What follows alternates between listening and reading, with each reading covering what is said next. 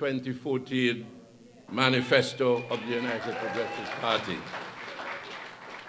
And I just wish to express my sincere thanks and appreciation to all those persons who have worked tirelessly to orchestrate this activity here this morning.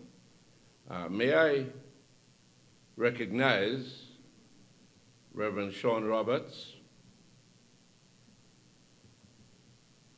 We have, and I have to be careful here, but maybe I should break with what would be considered the right protocol in the environment in which we happen to find ourselves at this time, and still refer to Madam President,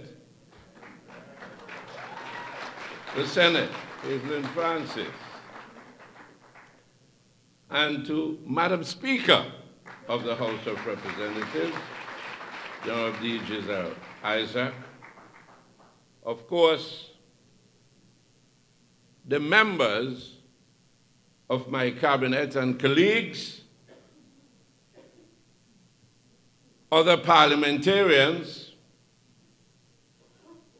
members of the diplomatic corps,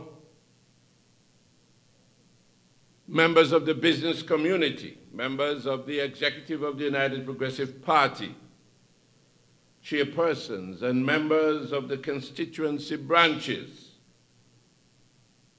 other specially invited guests,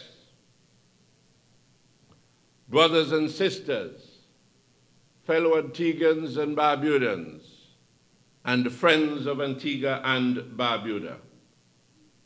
Good morning to all of you. 8 months ago, in September of last year, in the Republic of St. Mary's South, in the village of Bowlands, we, the United Progressive Party, presented then to the people of Antigua and Barbuda a very impressive slate of 16 candidates who were selected to contest the upcoming general elections. It marked the commencement of the party's campaign for the continued governance of this great nation. I knew then, and I am even more convinced now, that the UPP's claim to continuing governance remains richly deserved.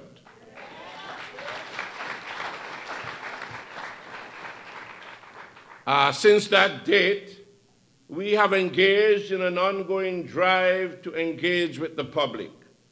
Thousands have attended our numerous rallies. Similar numbers have enjoyed our entertainment events, and unprecedented long and winding motorcades have stretched for miles along our roads, while whistle stops have attracted thousands across the island. We have pushed the boundaries of online engagement, taking our message of hope to the new generation, the generation that we will one day pass the baton of governance to. The gifted and talented women of the party have shown their mettle, taking center stage on our platforms. We have staged faith-based concerts and filled the airwaves with our messages on radio and television. We continue to tell the story of the unparalleled achievements of the UPP via press, radio, and television, and our written materials. Our candidates, supporters, and campaign workers have been walking tall and proud through the villages, meeting and greeting families and friends, reminding constituents of their rights and civic responsibilities. Wherever I go, the colors, the symbols, and emblems of the UPP stand out for all to see, to embrace, and to rally around our people wear these symbols day after day with bountiful pride in their hard-earned achievements. And I want to say to you, my dear good people, that these signs really do humble me. The result of this, put simply, is that the momentum of support of the UPP has been building exponentially far and wide. Along the highways and the byways, among the elderly and the youth of this nation, breaking barriers among all sectors, all classes, all creeds, and all professions. It is clear that as the day of reckoning fast approaches, people in Antigua and Barbuda are becoming increasingly conscious of the seriousness, the importance, and the significance of the 2014 general elections. This is a watershed election, an election of hope versus hate. There is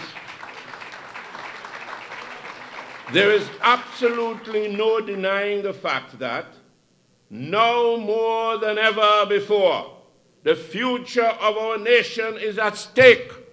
The future not only for the present generation, but for our children and our grandchildren and our great-grandchildren after them.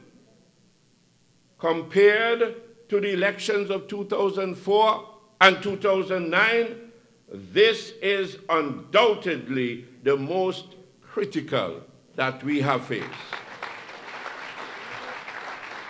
This election will determine whether, as a people, we choose to go backward and descend once more into the valley of fear and corruption, or move forward and upward to the sunlit uplands where the air is rare and the sun shines joyfully and brightly. That is the choice. So the question every man and woman in this land must ask themselves is this: what is the justification for the UPP's claim for a third term in office? The response to this question may be summarized in three simple but meaningful words: we have delivered. We have delivered. Time does not allow for me to go into all the details of this fact, but a record of accomplishments and achievements, which we have been sharing with our fellow citizens and residents over the past 2 months in particular, speaks volumes for our ability to lead this nation. Please allow me to take the liberty of encapsulating our record in 4 key components. Fact 1, we have rescued the country from the incredible social, economic, and political ruin into which we had been unpatriotically and unapologetically plunged by the Antigua Labour Party prior to 2004. Fact number 2, the UPP has painstakingly rebuilt the framework for sustained development and clinically rescued, stabilized, and transformed the economy of Antigua and Barbuda beyond expectations. Part 3, or fact 3, in spite of the worst world economic depression in contemporary times, the UPP has pushed forward, introducing and maintaining a dynamic program of social transformation which stands supreme as a unique example for the world to follow. How a nation looks after the needs of the most vulnerable in society during the worst of economic times is the measure of that society. And we have always put people first. And finally, fact 4. The UPP has restored Antigua and Barbuda to its rightful place and position of prominence in the Caribbean and on the international stage. This has been achieved through the reforms we have achieved and the efforts we have put into forming and strengthening relationships with our international partners. My dear people, Antigua and Barbuda is no longer regarded as a rogue and vagabond state.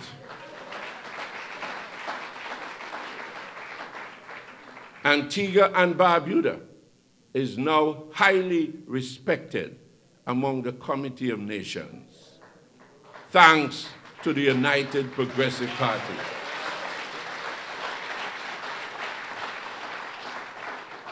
We have fought the good fight. We have almost finished the recovery and restoration.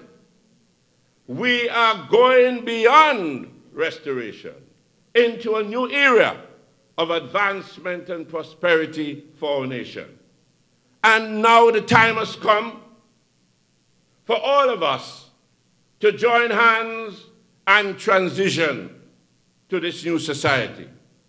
Ladies and gentlemen, fellow Antiguans and Barbudans, the pathway to the new society is clear.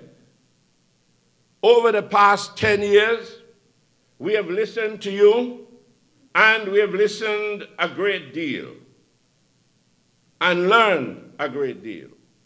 We have struggled together. We have had differences of opinion. We have exchanged views and ideas. We have consulted. We have collaborated. We have been through thick and thin. We have done all this not because it was easy, but because it was right. And through it all, brothers and sisters, fellow Antiguans and Barbudans, we have trusted in God to reward us for our effort to make tomorrow better than yesterday.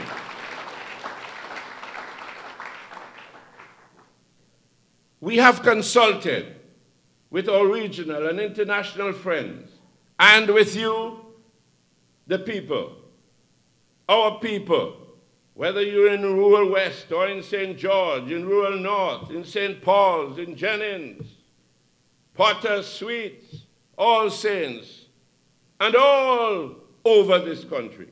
We have experienced your pain. We have shared your sorrows. We have heard your cries. And I can tell you, we have cried with you. And together, we wiped our tears away. And through it all, brothers and sisters, we have gained so much insight, so much understanding, so much knowledge, and so much more wisdom. Today, we are wiser for the experience, richer in soul, fortified, and renewed in spirit. Ladies and gentlemen, it is that quality of spirit which will usher in or usher us down the pathway to the new society. You have all come here this morning to join with us in the launch of our manifesto. We are delighted that you have taken the time to be here, and we appreciate this. The new era of which I have spoken, however, demands that we break with tradition. No longer will we be presenting to you a manifesto in the traditional sense of the word. We are convinced that this has become archaic, outdated, and outmoded. We leave that to those who are living with a rose-tinted view of the past.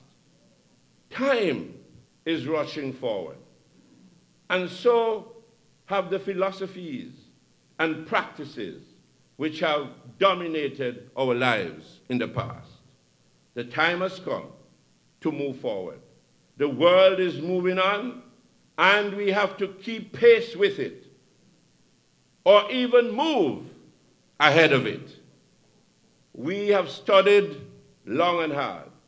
We have concluded that in transitioning to the new society, we must this time seek your mandate upon a different set of thresholds, higher ideals, purer values, and clearly distinguishable landmarks.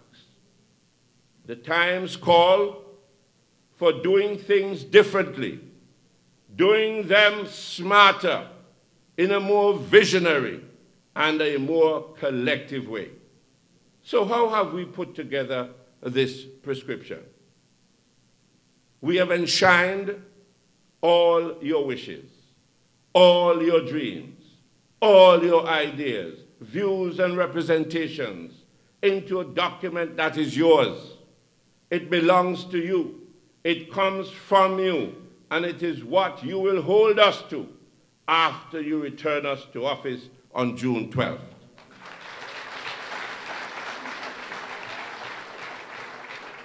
It is from this vision that we introduce to you the People's Charter. The People's Charter, as the name implies, charts the way forward to a new society. And it is therefore a sacred, binding, and irrevocable contract which commits the United Progressive Party and all who represents its interests or speak in its name to be held unequivocally accountable to all the people of Antigua and Barbuda for the successful discharge of the pledges which we enshrined herein. Minister Lovell has already given you an overview of the Charter, and in doing so, he has clearly outlined the 10 conceptual landmarks that will guide the ship of state on its journey toward the new society. Landmarks by which you can measure our performance, whether we are on course, whether we need to be held to account, if not so, whether we are meeting our deadlines or lagging behind, what we need to do to keep pace or to make up for ground lost due to the challenges that may arise. Landmarks which will take us to the realization of the new society which we have pledged ourselves to build and to become. That is the rationale behind your charter, the People's Charter. My dear people, people listening at home or at work, people watching on television or here in this room, you have all had the privilege of witnessing a significant part of our country's history. It is a country that is evolving before your very eyes. It is only under UPP administration that Antigua and Barbuda can guarantee its rightful place in the dynamic world of tomorrow. It is only under UPP government that such visionary and enlightened leadership can make the difference. Leadership from the front, leadership in action, leadership that matters, strong, visionary, and righteous leadership, taking the quantum leap forward to our promised land. Go, tell it on the mountain. A new society is in the making, and come June 12, 2014, hold this ideal in your minds and in your hearts as you make your choice.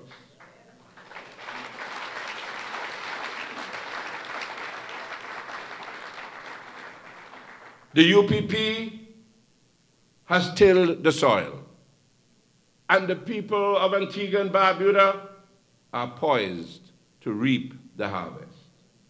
A vote for the UPP is a vote for prosperity. A vote for the UPP is a vote for sincerity. A vote for the UPP is a vote for peace and harmony. A vote for the UPP is a vote for integrity. A vote for the UPP is a vote for continuity.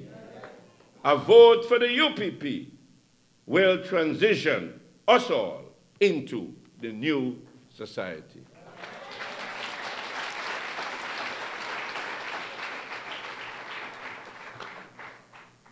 I wish in closing just to say to my colleagues, we have a wonderful team, don't we? Excellent team. An unmatchable team, an unstoppable team.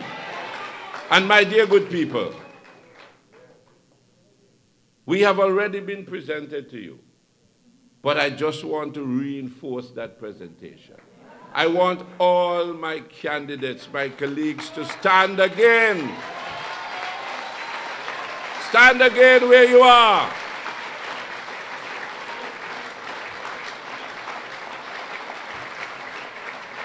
Take a good look, my dear good people, once again.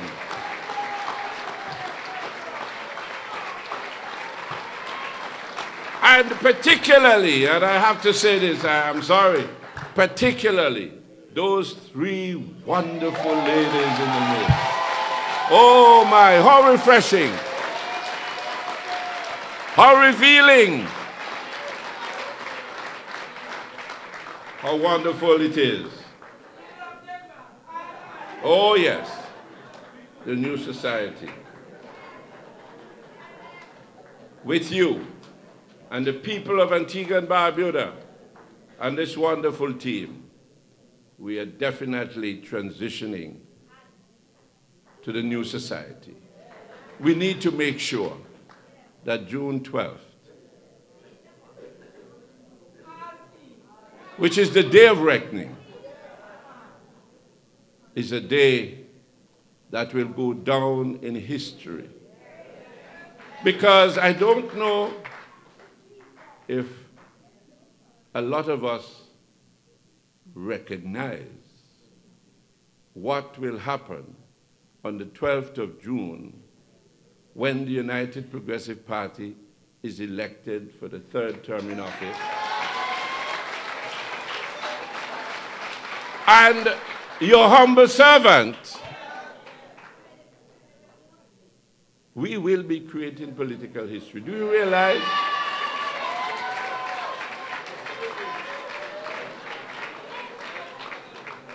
That for the first time in the political history of this country, when the UPP is returned and your humble servant is there, is the first time that we're electing a prime minister for 3 consecutive terms. We have a day with history and a day with destiny. We cannot afford to let it slip.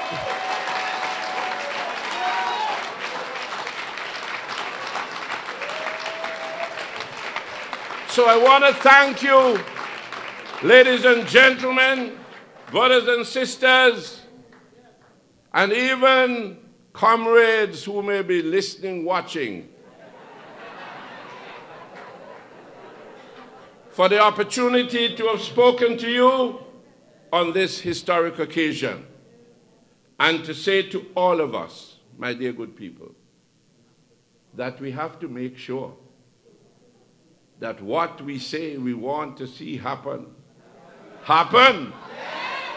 So we are not dropping our guards at all. As a matter of fact, we even have to fight and do everything to make sure that it happens, and happens in a big way.